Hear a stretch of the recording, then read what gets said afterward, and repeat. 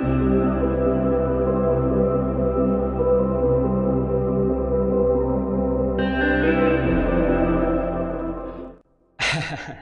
masih ngomongin seputar ya apa namanya Timur Tengah ya saudara ya. Saya bukan pakar. Sekali lagi mungkin saja analisa saya, mungkin saja prediksi saya salah ya. Sekali lagi saya bukan pakar ya.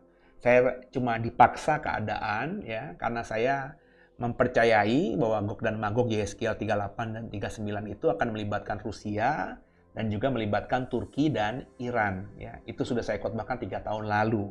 Dan bagi saya hari-hari ini mulai mendekati kenyataan. Jadi minta maaf ya kalau nanti ada analis Timur Tengah yang mengatakan bahwa yang saya sampaikan salah. Ya saya minta maaf karena memang saya bukan pakar di sana. Saya hanya orang awam yang berusaha melihat keadaan dunia lewat surat kabar resmi, berita-berita dari kantor berita resmi yang saya coba renungkan. Dan saya yakini ini mulai menggenapi apa yang Alkitab saya katakan, gitu ya. Nah, saya bilang Turki, ya. Episode lalu saya udah cukup bahas tentang Turki. Dan Turki saya lihat memang di tahun-tahun ketika Erdogan menjadi presidennya itu mulai beda, ya. Mulai menampilkan jati dirinya, saudara ya. Perangnya, tanda kutip dengan Yunani di Laut Aegea, di Laut Mediteranian, ya. Itu menunjukkan bahwa Turki memang punya pengaruh yang luar biasa. Padahal yang ditentangnya adalah negara sesama anggota NATO, Yunani, negara seberang lautan doang, saudara. Ya. Tapi mereka rebutan. Memang kalau bicara ini bukan perang agama sebenarnya ya, bukan juga politik agama atau pertentangan agama atau budaya, bukan. Ini masalah ekonomi ya. Karena di Laut Aegea, Laut Mediterania itu jelas-jelas Turki sama Yunani ribut masalah apa? Masalah migas, minyak dan gas. Jadi jangan salah kaprah lah gitu ya. Orang Indonesia tuh kadang-kadang gitu ya, kalau merasa sudah condong, wah kita ini kan Islam gitu ya, kita harus dukung Turki, maka Turki yang kita bela. Terus mungkin kelompok Kristen berkata, loh kita harus dukung Yunani, karena Yunani kan negara Eropa, negara Kristen ya. Padahal bukan perang agama ini. Jauh lah saudara dari perang agama. Tapi nanti kalau perang terjadi, agama terseret-seret, agama ikut terseret-seret, itu pasti sangat mungkin saudara. Tapi awal masalah ekonomi, minyak dan gas. Karena ada sumber minyak dan gas di Laut Aegea dan Laut Mediterania itu yang kuat, yang diperebutkan oleh dua negara ini. Ya. Jadi bagi saya, bisa saja perang ini, perang yang nanti terjadi antara Turki dan Yunani, kita doa jangan lah ya. Tapi kalau terjadi real ini jadi pemicu Gog dan Magog, saudara.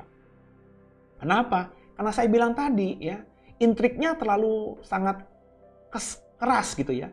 Yunani dan juga Turki itu negara NATO, negara Persekutuan Atlantis Utara, yang notabene isinya adalah negara-negara Barat ya. Setelah pasca Perang Dingin ya.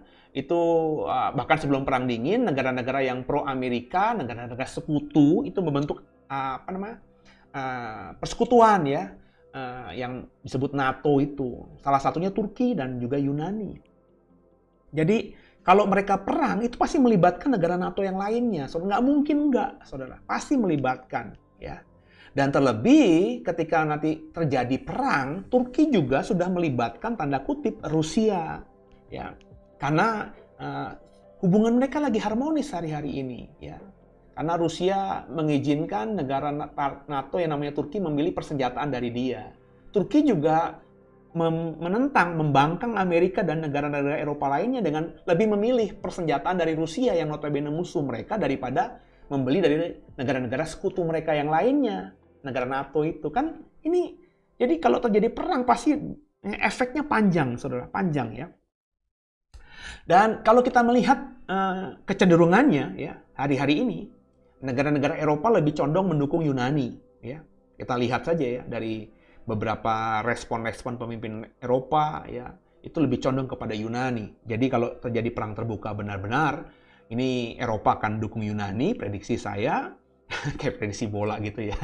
Dan Turki pasti akan di-backup juga dengan sekutunya yang baru ya, namanya Rusia ini. Jadi kalau ada perang Yunani-Turki, Rusia pasti keseret-seret. Dan saya sudah katakan sejak 3 tahun lalu, Gog dan Magog itu bukan saja melibatkan Turki dan Iran sebagai negara sekunder, tapi negara primernya yang terusik, yang pasti akan menjadi pemerannya utamanya adalah Rusia. Negeri paling utara dari Israel, menurut Yeskiel 38 dan 39. Meski mungkin perang Yunani dan Turki tidak berakibat langsung terhadap Gog dan Magog, tapi masalah ini bisa menjadi bumerang atau menjadi bola salju ya, yang akan berpengaruh pada perdamaian antara Israel dengan Arab yang kita dengar ya beberapa bulan ini mulai harmonis, mulai terjadi. Sebab di masa lalunya Turki dengan Erdogan sempat membuat propaganda itu ya dengan Arab Saudi, jujur aja. Jadi kalau Bapak Ibu mendalami ya, Erdogan itu di beberapa tahun yang silam sempat berusaha untuk membuat propaganda bahwa dirinya dan Turki itu adalah adalah pemimpin dari Islam Sunni. Yang notabene sebenarnya secara de facto pemimpin Islam Sunni ya adalah Arab Saudi atau ya paling tidak negara-negara Arab lainnya. Tapi Turki mengklaim itu secara terbuka ya. Jadi memang sudah ada hubungan yang tidak harmonis antara Turki dengan negara-negara Arab atau Arab Saudi. Makanya kan dalam sesi atau seri yang sebelumnya saya berkata kita lihat nanti bagaimana dunia Arab secara keseluruhan. Titik poinnya pada Arab Saudi, apakah ikut berdamai apa tidak dengan Israel. Kalau ikut berdamai, maka Turki pasti akan mengambil peran yang ditinggalkan oleh Arab Saudi sebagai pemimpin dunia Islam. Ketika Arab Saudi yang dianggap pemimpin dunia Islam berdamai dengan Israel, tentu Turki yang memang sudah tidak punya hubungan baik dengan Arab Saudi akan mengambil posisi ini, ya, sehingga mungkin nanti akhirnya Turki benar-benar menjadi salah satu pemimpin Islam yang terkemuka di kemudian hari, begitu ya.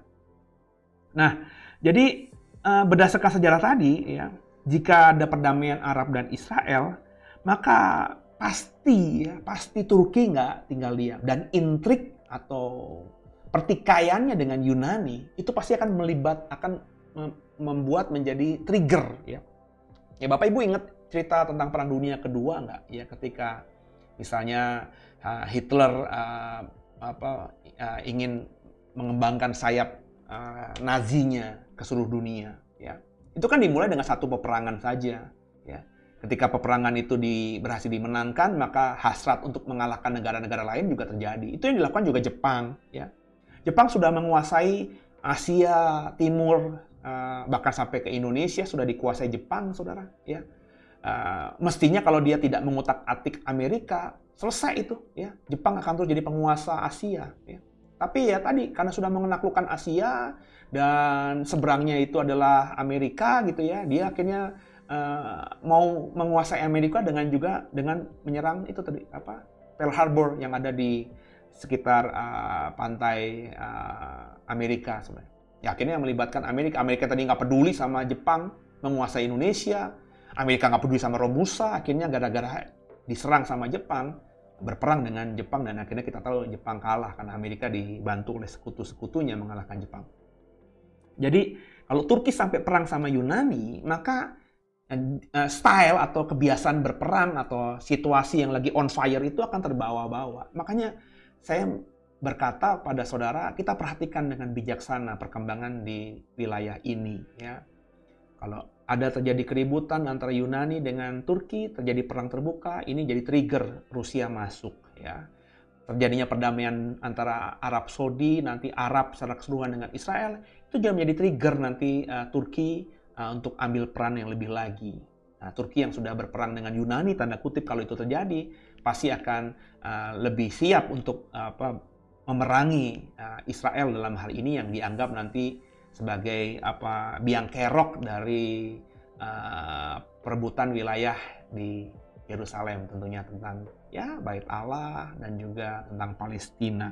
Nah, menurut Yeskiel 38 dan 39, Turki dan Iran bisa berkomplot dengan Rusia ya. Iran itu Syiah ya. Islam itu ternyata berbeda-beda juga. Islam Syiah itu bahkan kalau saya baca beberapa artikel itu dianggap sesat oleh Islam Sunni, ya. Begitu pula sebaliknya.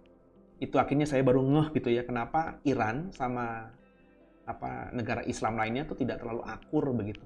Ya karena tadi Iran yang dianggap Syiah itu dianggap sesat dalam agama Islam secara keseluruhan, secara global begitu. Makanya Iran yang Syiah ini ya sendirian, tanda kutip ya, tidak akur dengan Arab Saudi misalnya. Akur pun bagi saya cuma satu alasannya, karena Iran butuh Mekah dan Madinah sebagai destinasi haji rakyatnya. Karena kan nggak mungkin dong pindahkan Mekah ke Iran gitu ya. Jadi berdamai dengan Arab Saudi ya semata-mata karena tidak ingin jamaah hajinya tidak bisa berhaji ke Arab Saudi. Jadi ada perbedaan politik, ya, budaya, adat, ya, sehingga akhirnya membuat Syiah Iran dengan Sunni, Arab Saudi, dan dunia Islam pada umumnya itu punya gap, punya jurang, punya jarak. Jadi bayangkan kalau nanti Turki mengklaim dirinya, dalam episode sebelumnya saya bilang ya, mengklaim dirinya sebagai pemimpin Sunni, ya, terus juga berdamai dengan nanti Iran sebagai pemimpin Syiah. Berarti mereka akan menjadi pemimpin dunia Islam yang memerangi Israel, karena Israel mengikat perjanjian damai dengan Arab yang saya prediksi akan mengakibatkan Bait Allah terbangun, ya. Itu akan diserang oleh Turki dan Iran, dan otomatis ketika Turki dan Iran berperang dengan Israel, berperang dengan bangsa Israel modern ini, Amerika, negara sekutu lainnya tentu tidak tinggal diam, ya. Dan akhirnya saya prediksi perang Gog dan Magog itu pasti tinggal tunggu waktu aja. Ya, sekian minggu ini. Ya, nanti kita update lagi ya. Ini yang paling saya suka nih ya. Jadi saya mau mengenalkan ya usaha makanan dari jemaat kita ya saudara ya. Hari ini saya mau mengajak semua untuk coba memesan masakan dari Yordis ya. Jadi ini adalah usaha yang dimiliki oleh jemaat, dan usahanya saat ini yang di depan saya yang mau dipromokan oleh saya adalah somai, ayam dan udang. Jadi halal gitu ya. Dan kalau ada yang mau tidak halal juga bisa loh ya. Jadi nanti bisa hubungi nomor WhatsApp-nya. Nanti ada di bawah kolom deskripsi ya. Yang pengen somai halal terbuat dari udang dan ayam, atau yang mau somai yang haram yang mengandung babi, ya silakan bisa pesan nanti. Ya sekarang saya mau icip ya. Ini paling enak kali ya. Icip dan menikmati somai ya. Baunya aja udah enak sudah. Jadi mungkin nanti bisa pesennya berapa pieces per pack itu bisa tanya langsung via WhatsApp ya kepada Yordis ya, kepada yang buat, jemaat yang buat. Ini saya mau icip, jangan ngeces ya. Saya icip dulu ya. Cocok sambalnya. Sambal aja menarik sudah. Saya makan ya.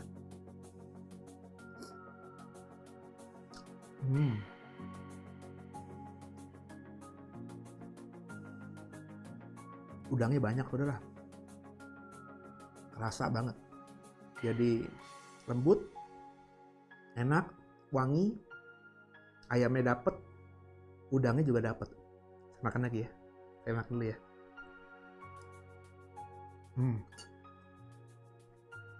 Dan selain somanya enak, menurut saya ini cocolan sambalnya pas ya, dapet asamnya, dapat pedesnya, dapat manisnya. Jadi ini kayak dibuat beneran gitu ya, dalam artian bukan saus beli gitu ya, diolah sendiri, jadi rasanya dapat. Jadi somainya enak, cocolan sambalnya enak, perfect. Saya minum ya. Kalau nggak minum pengen makan lagi nanti. Jadi yang mau pesan ya, saya rekomendasi banget. Yang seneng ngemil, yang suka somai. Setahu saya sih istri saya sering mesen ini ya. Karena di freezer rumah kayaknya ada banyak kayak ginian. Jadi anak saya suka, istri saya suka, dan memang kami setiap ada kesempatan pasti pesen ya. Somai, ikan, dan somai udang dan ayam dari Yordis, atau somai babi juga dari Yordis. Tergantung saudara. Kalau saudara mau menikmati yang haram silakan, yang halal juga ada. Pokoknya somainya keren banget, enak banget, is the best lah. Yuk, pesan supaya kita saling memberkati. God bless.